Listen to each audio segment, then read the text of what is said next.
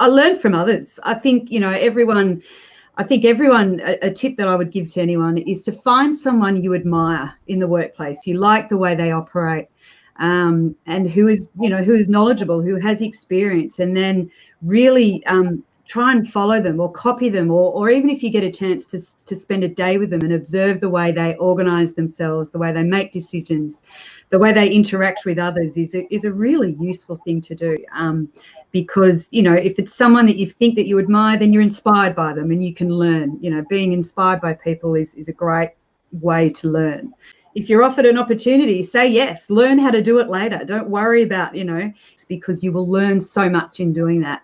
And it will expand your skills and your knowledge base and probably send you off in a direction that you perhaps are getting involved in as much as you can, seeking opportunities, asking for opportunities to be involved in things will certainly, and that's really what I've done.